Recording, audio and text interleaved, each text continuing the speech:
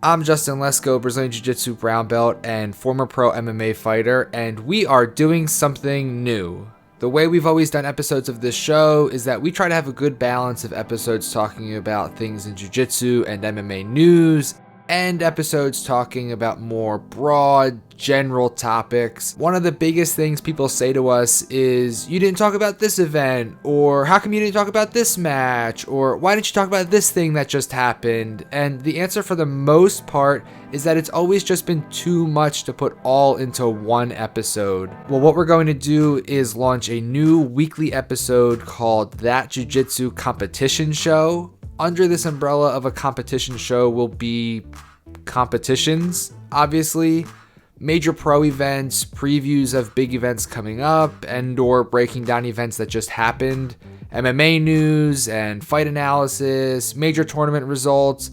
Basically, this show would focus on things that you as a spectator of pro jiu-jitsu and MMA would like.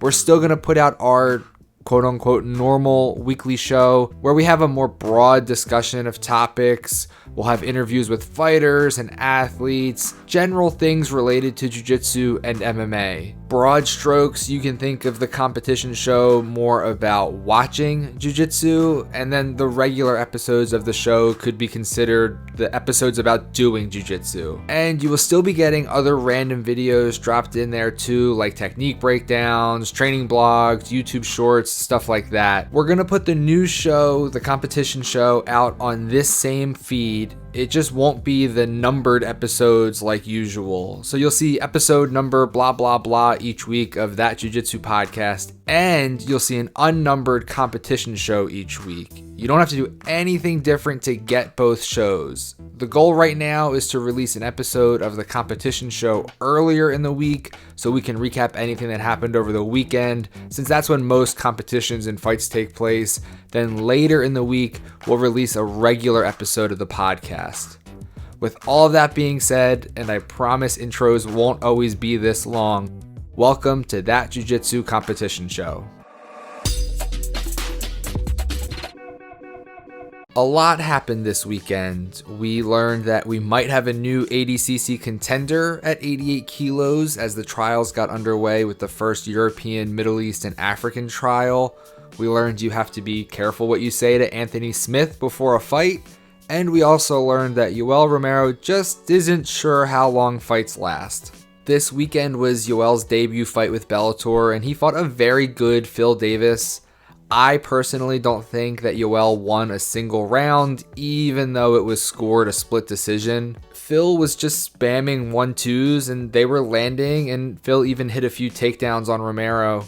This is just my personal opinion, but Romero looked like age was maybe catching up to him a little bit, and he just looked slower than we've seen. And then after the fight, Romero was claiming he thought the fight was actually 5 rounds and not 3. Maybe his game plan was to coast for 3 rounds, then empty the gas tank in rounds 4 and 5. I don't know. I don't really think he actually believed that. Romero has always sort of played dumb when it benefits him. There was that time he wouldn't get off the stool in between rounds against Tim Kennedy and pretended like he didn't know what was happening, just taking a little extra rest. And then he punched Brunson right in the dick and pretended it didn't happen, and he was wagging his finger at him. Against Weidman, Romero's corner basically dumped a full bottle of water on him, and then he acted like he was confused when they came back in to dry him off. I don't think there's really any way that he thought there were 2 more rounds. It just seems like way too many people in his camp would need to have the wrong information about how long this fight was and how long it was contracted for during training camp.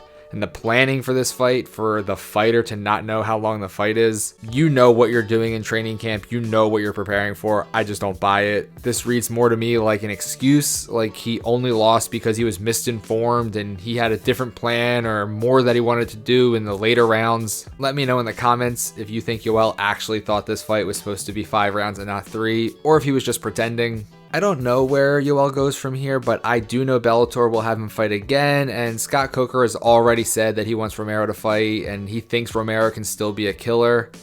As for Phil Davis, I've always liked Phil Davis. That's been frustrating at times since the fights he's lost he hasn't been great in.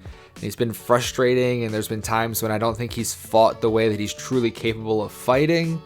But I hope this Romero win will be a good bounce back after his loss to Nemkov in April. But I won't make you wait any longer. Here's that clip of Romero stretching, because you can't talk about him without showing it.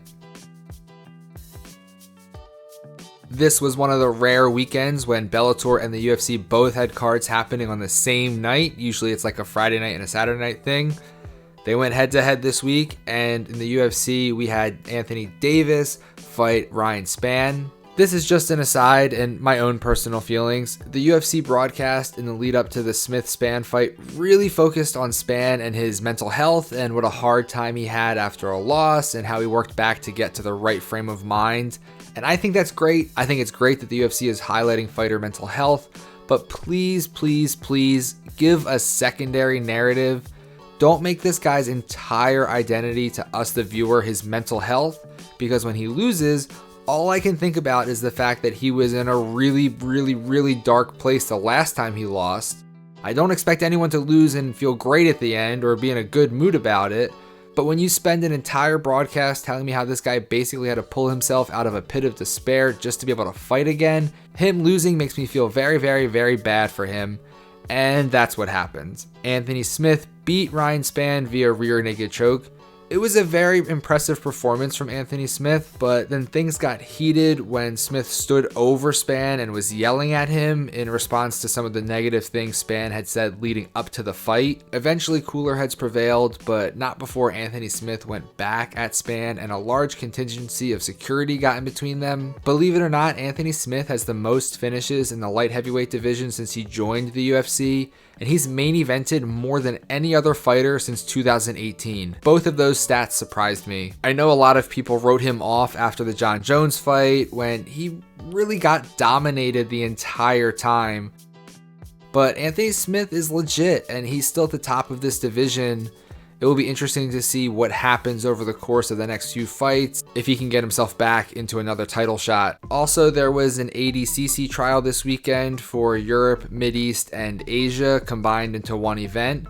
Oliver Taza won the biggest division, and by biggest I mean in terms of competitors, since there were 67 athletes in the 77 kilogram bracket. Taza had to win 6 matches to take the 77 kilos division, and he punched his ticket to ADCC, but the biggest story of the event for me was Owen O'Flanagan, who won the 88 kilos division. He submitted all 5 of his opponents with 5 heel hooks, and 2 of his matches he won within 30 seconds. I think coming into this event, there weren't a lot of people who were too familiar with him. He's been competing on the local scene in the UK for a long time, but I'd imagine his name is going to start being said a lot more. I mean, 5 matches, 5 heel hook wins, 2 under 30 seconds at an ADCC trial.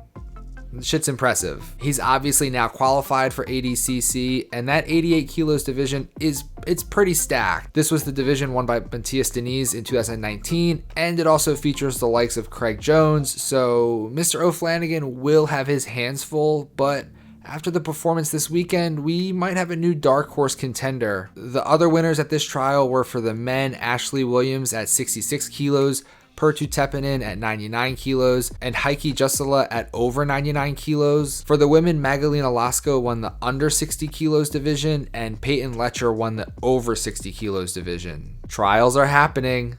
I'm getting excited. Thank you so much for watching the video. I'm very excited about this new style of video we're going to put out each week. If you enjoyed it, please smash that thumbs up button and make sure you're subscribed to the show. Why not share it with a friend while you're at it? Thanks again. I will see you in the next video.